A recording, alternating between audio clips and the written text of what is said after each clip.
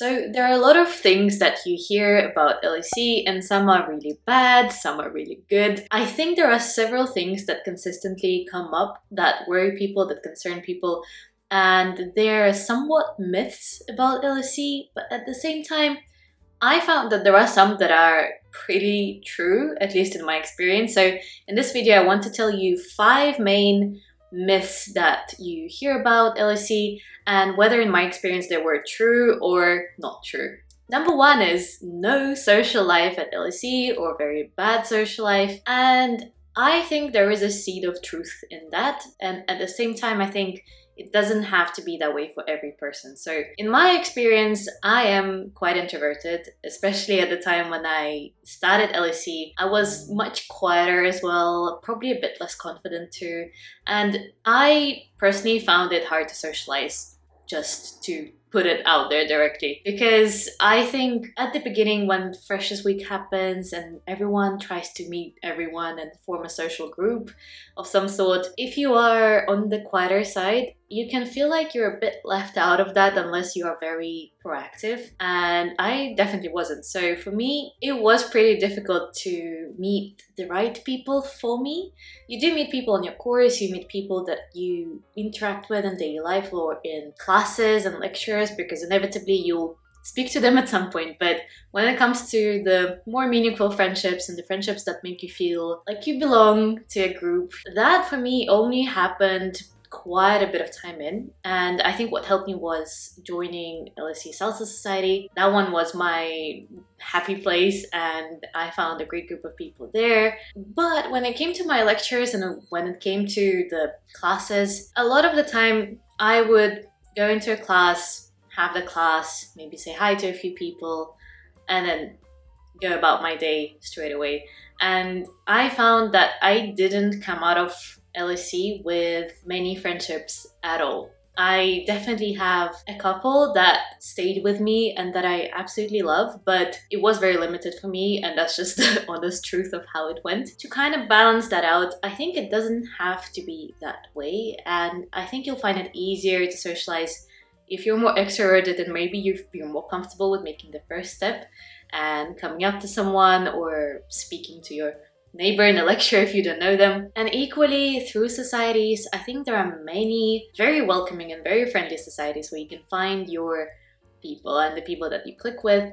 And LSE is pretty good with the range of societies that are there. I think it's just a matter of finding your own one, because I tried a few, and with a couple of them I didn't click at all, and then there was one that I did click with, but then it is all trial and error. So the main thing is to give yourself time if you do end up going to LSE, and also to know that if you are feeling a bit lonely and like you're not managing to always make opportunities to connect with people, it's not just you, so don't think that it's something wrong with you. It's just generally, I found LSE to be a bit less enabling of social situations. But then it is completely up to you to make it better, to make it more social. And I think it's very, very possible. You just need to be either a bit more proactive or a bit more targeted with the little groups and the little communities that you join within the university. Thing number 2 that I hear everywhere is that LSE is very career oriented. That's what you should go there for, and if that's not your goal, then it's not the university for you. With a lot of points that I'm gonna cover in this video, it's a bit split, and with this one, it is as well. So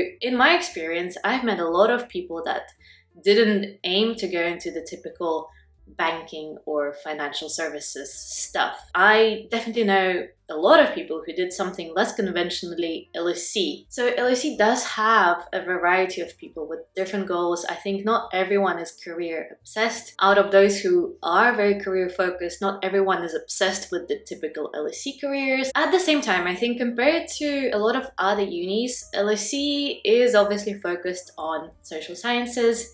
Economics is the specialist subject, and that does mean that a lot of people will be going into those industries, so it might be a bit more targeted towards those fields compared to other unis, but the variety is there. So while I do think that the stereotype of everyone applying for internships 1 month into their first year and going into all the huge corporate firms, that probably does come from somewhere that is kind of true. But I think it's true to a lesser extent than people make it seem. And don't think that it's this overwhelming group of people who all uniformly go for banking. It's just not the case, and I think you meet people from all sorts of backgrounds with all sorts of aims for their career stuff and priorities when it comes to whether they go for a well-paid job or a job they like or a job they're good at, all sorts of combinations. So don't be discouraged, but at the same time be aware that LSE does have a bit of that bias towards finance and economics, even though it's not huge. Thing number 3 that I keep hearing as either a worry or more like a stereotype about LSE that people think is true, it's the huge workload, the very unmanageable workload. And again, people are kind of divided because there are some who got into Oxbridge and they think that obviously any other uni will be less intense, and I think that's true. LSE is definitely not close to Oxbridge level of workload, but equally there are a lot of people who fear that because LSE is kind of in the top of rankings and it's relatively hard to get into, that makes it seem like LSE workload is very, very hard. And my take on it is that it is a lot of work, but I also think it's very possible to have a life alongside doing an LSE degree.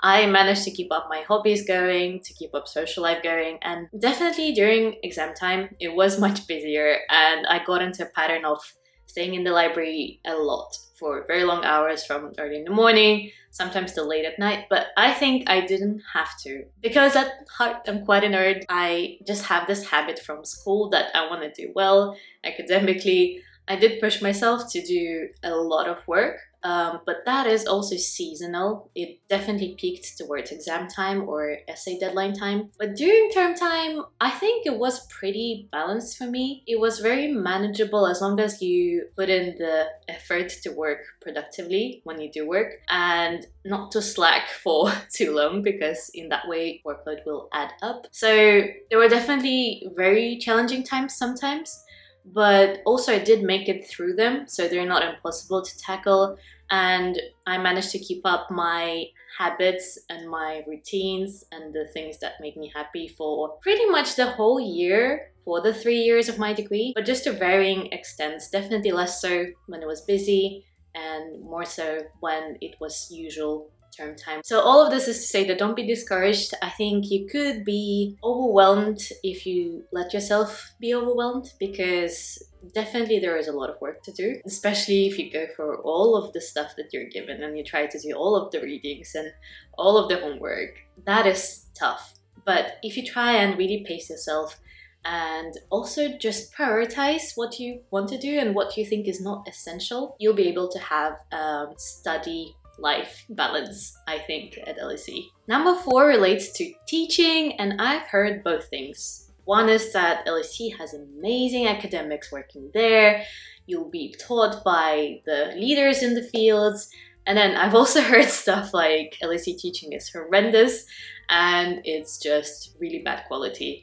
And my take on this is it's very hit and miss. I've had some amazing lecturers and teachers. Equally, I've had a few that weren't great at what they were doing. I think you can't really predict, but there's definitely a range of teaching skills at LSE. And actually, contrary to the usual stereotype of, oh, LSE has a lot of PhD students teaching and that is bad because they're not experienced, I found that not to be true. And I've definitely had an experience of being taught by someone who's a PhD student, but they were amazing at teaching macroeconomics, I think it was, because they've literally just done that exam several years ago themselves, and they were just really good at explaining, and I found the teaching to be really good, really engaging. At the same time, there have been some more experienced academics that, for example, did some lectures and I found them not engaging, I found them a bit boring. I think it really depends. There are some amazing people who've done amazing stuff research-wise and just industry-wise who work at LSE and teach at LSE, so you'll definitely have some amazing people teaching you.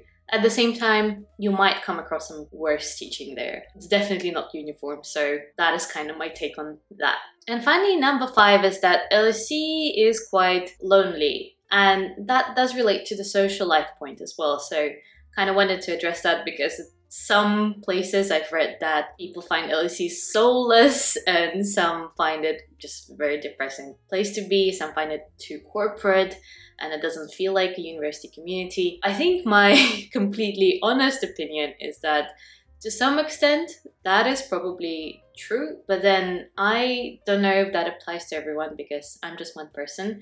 And I think in my experience it did feel a bit lonely, and I wasn't sure whether that was coming from me not being proactive or from university generally. Having spoken to people throughout my degree and after with the ones that I've kept in touch with, I think a lot of people have found LSE a bit lonely and you might feel a bit isolated there. But at the same time, I think if you're aware of that and if you're aware there's nothing wrong with you, it's just the university kind of works in a way where it's not super easy to socialize and have a community feeling, that might empower you to just take more action to make it happen for yourself, because it's definitely possible. So that's what I found. It just took me a while, that there are many ways to feel less alone and to have a community feeling within LSE. You just have to try things that will give you that, because it doesn't happen naturally at LSE. I think that's the main thing compared to some other unis which kind of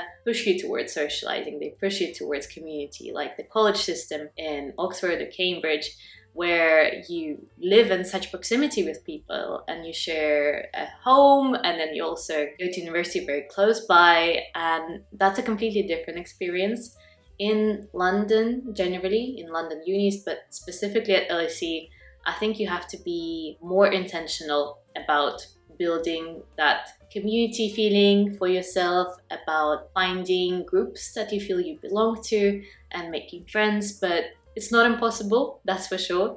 You just have to put in a bit more effort. That's all I wanted to share today. Thank you so much for watching. I hope that was helpful. If you have more questions about LSE, my experience there, application there, please let me know in the comments and I'll reply and help as much as I can. If you're applying to LSE, I hope it goes well for you, and if you're already there, please let me know how it is for you, how you're finding it, if you agree or disagree with any of the points that I've said, and I'll see you in the next video. Bye.